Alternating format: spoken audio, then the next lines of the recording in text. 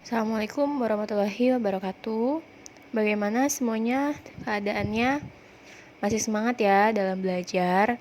Nah, untuk pertemuan hari ini kita lanjut di materi yang minggu lalu, yaitu adalah tentang klasifikasi materi dan perubahannya. Nah, kemarin kita udah tahu nih unsur itu apa, senyawa apa, campuran juga apa. Nah, kita udah tahu semua molekul-molekul yang memang menyusun dalam benda gitu ya di lingkungan sekitar kita. Nah, selanjutnya di sini kita akan belajar tentang cara pemisahan campuran dan juga benda-benda yang memang dapat mengalami perubahannya gitu ya. Yang kita ketahui memang banyak sekali benda-benda di lingkungan kita, di sekitar kita yang memang dapat berubah gitu ya. Dan gimana juga kita bisa memisahkan campuran yang memang ingin kita gunakan gitu ya. Nah, untuk penjelasan lebih lengkapnya di slide selanjutnya.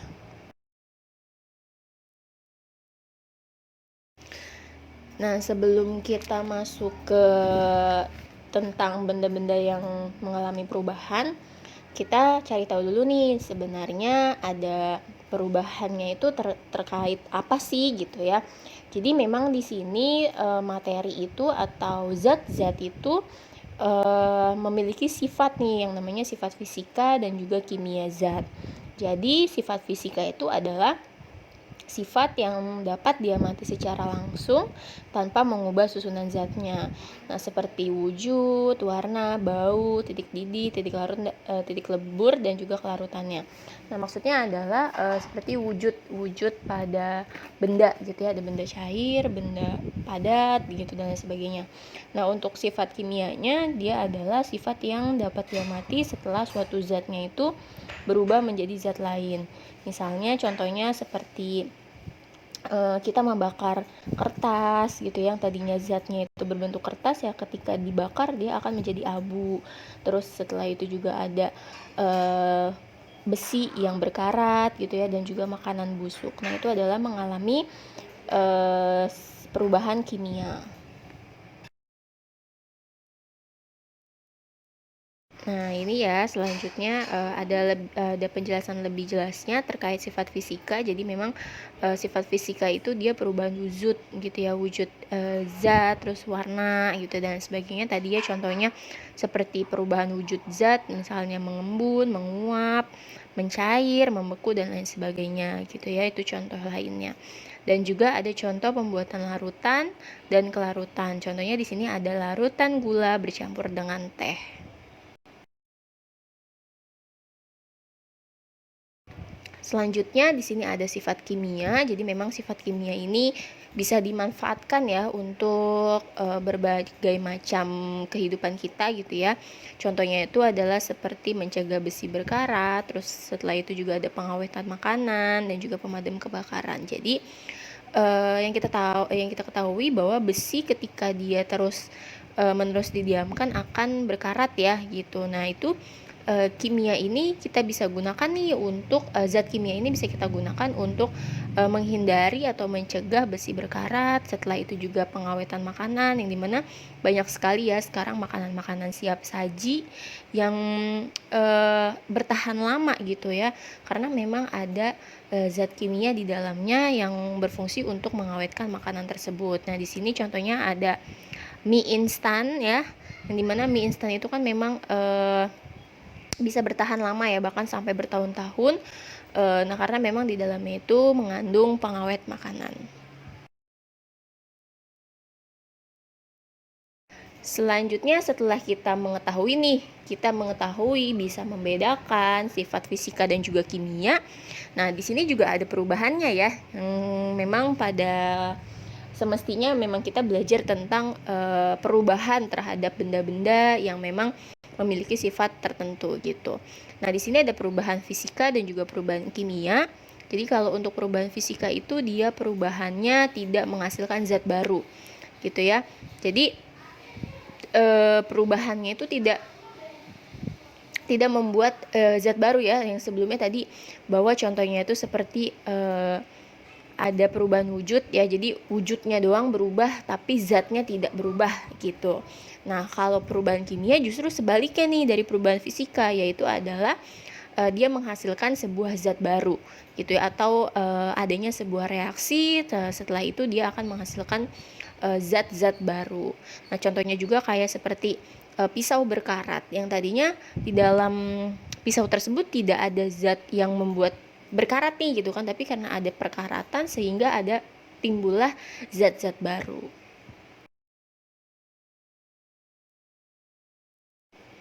Jadi di sini ada contohnya ya, perubahan fisika. Jadi yang tadi sudah dibahas sebelumnya bahwa memang perubahan fisika itu adalah perubahan wujud, warna, bau, dan lain sebagainya. Nah, contohnya itu seperti perubahan wujud benda gitu ya, seperti benda padat, benda cair, dan gas. Jadi misalnya contohnya perubahan benda padat menjadi cair, berarti kan mencair namanya gitu ya. Nah, terus ada perubahan benda cair menjadi padat, berarti apa? Itu disebut dengan membeku gitu ya. Nah, ini juga udah pernah diajarkan waktu di SD. Jadi ada perubahan wujudnya itu ada membeku, mencair, mendidih, menguap, mengembun, dan juga menyublin. Yang dimana bendanya itu terdiri atas 3 ya, ada padat, cair, dan juga gas gitu. Nah, contohnya kalau membeku misalnya gimana? Misalnya contohnya kita membekukan air ya kan, dari air menjadi es batu gitu. Nah, terus mencair gimana? Berarti sebaliknya gitu ya.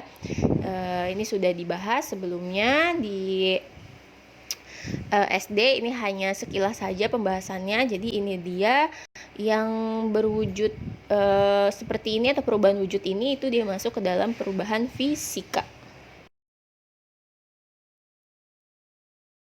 Selanjutnya di sini ada perubahan kimia atau disebut juga reaksi kimia, yang dimana terdapat zat yang dapat bereaksi, yang dimana nanti akan menghasilkan sebuah zat baru gitu ya, atau sebuah produk yang baru. Contohnya di sini seperti cahaya kembang api. Nah, itu dia juga karena ada perubahan kimia ya.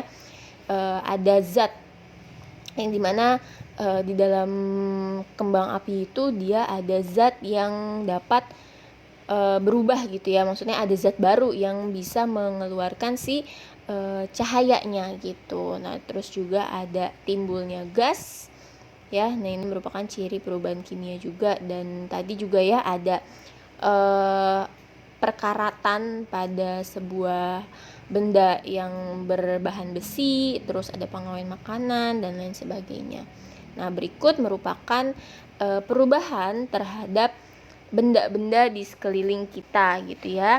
Jadi kalau tadi ada perubahan fisika itu yaitu adalah perubahan wujud zat, terus ada warna, bau, titik didih, dan lain sebagainya. Nah, kalau perubahan kimia itu dia terbentuknya sebuah zat baru dan terjadinya sebuah reaksi kimia.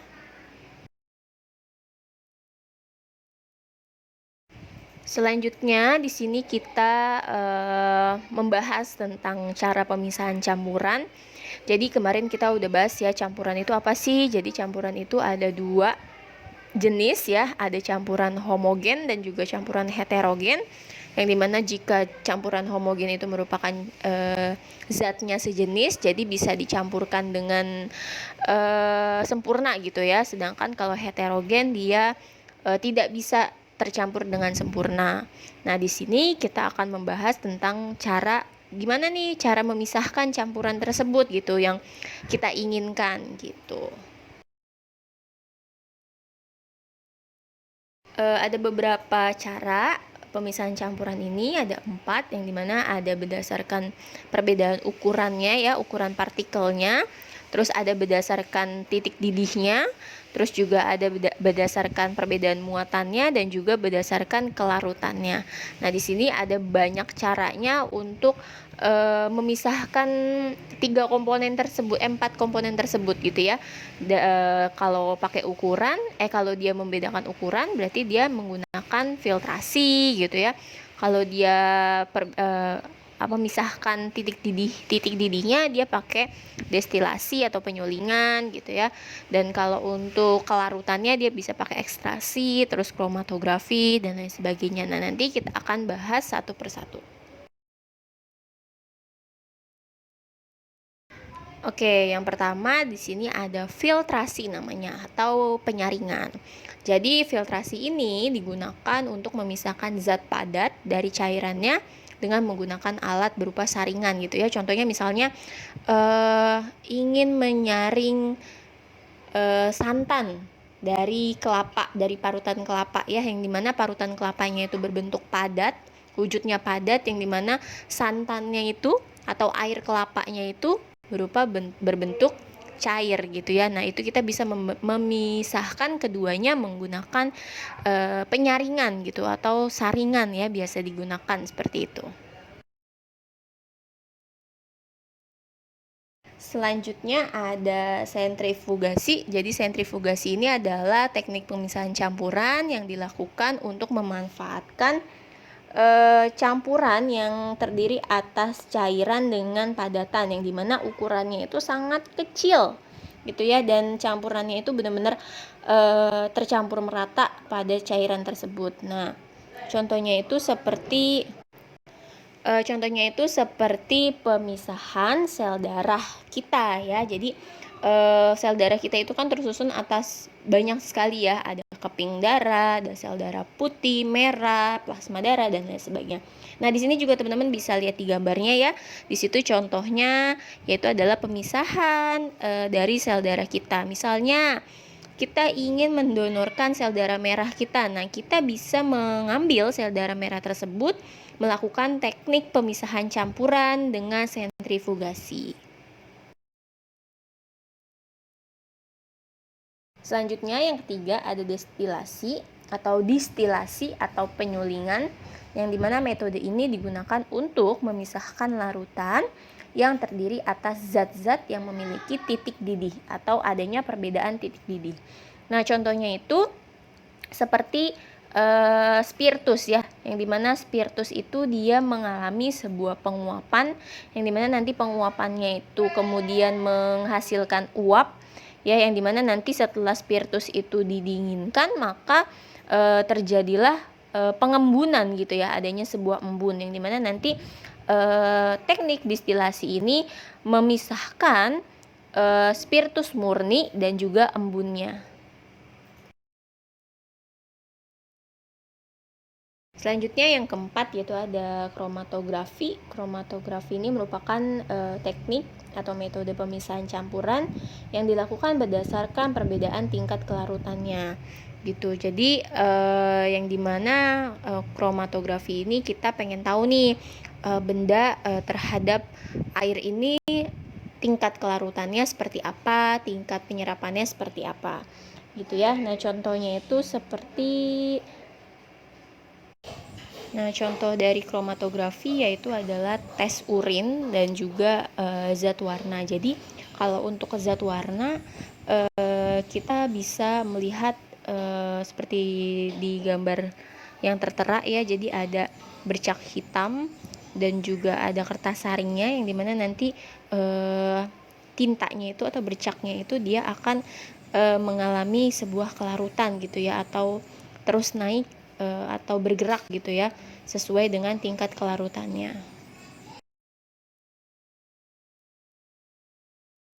Oke, teknik pemisahan campuran yang terakhir yaitu adalah sublimasi. Jadi sublimasi merupakan metode pemisahan campuran yang dilakukan untuk memisahkan suatu zat dengan zat lainnya yang dapat menghasilkan perubahan wujud dengan menyublim. Yang dimana yang menyublim itu merupakan perubahan wujud zat padat menjadi gas gitu ya. Maka di sini contohnya yaitu berupa zat yang tercampur dengan zat lainnya, yaitu adalah seperti kapur barus.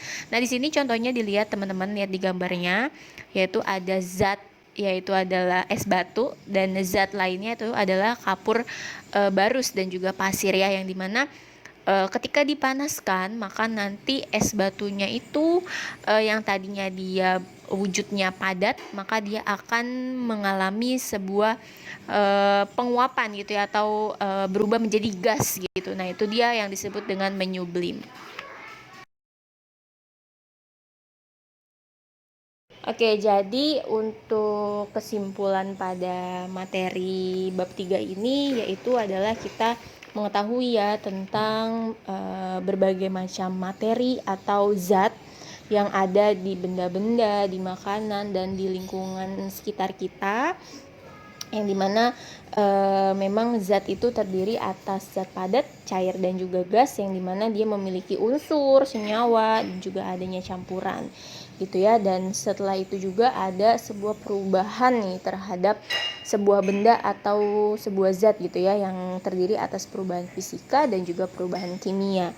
Nah setelah itu campuran nih, yang dimana campuran pada zat-zat yang memang sengaja dicampurkan, maka ada juga beberapa yang memang sengaja untuk dipisahkan gitu ya. Contohnya itu dengan cara memisahkan campuran gitu ya. Terdapat atas teknik-tekniknya di dalamnya, itu seperti ada filtrasi, sentrifugasi, distilasi, kromatografi, dan juga sublimasi. Jadi memang pada bab 3 ini, yaitu merupakan materi klasifikasi materi atau zat dan juga perubahannya, jadi kita mengetahui nih segala sesuatu benda dan juga zat-zat gitu ya yang terkandung di dalamnya, dan juga adanya sebuah perubahan gitu ya.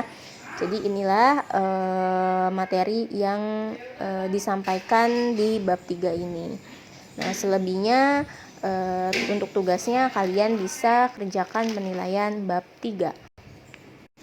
Sekian dari Ibu. Jika ada yang ingin ditanyakan terkait bab 3 ataupun bab 2 dan juga bab 1, nah nanti kalian bisa diskusikan melalui grup yang sudah kita buat gitu ya, yang ada di grup IPA gitu ya. Oke, sekian dari Ibu, kurang lebihnya mohon maaf. Wassalamualaikum warahmatullahi wabarakatuh.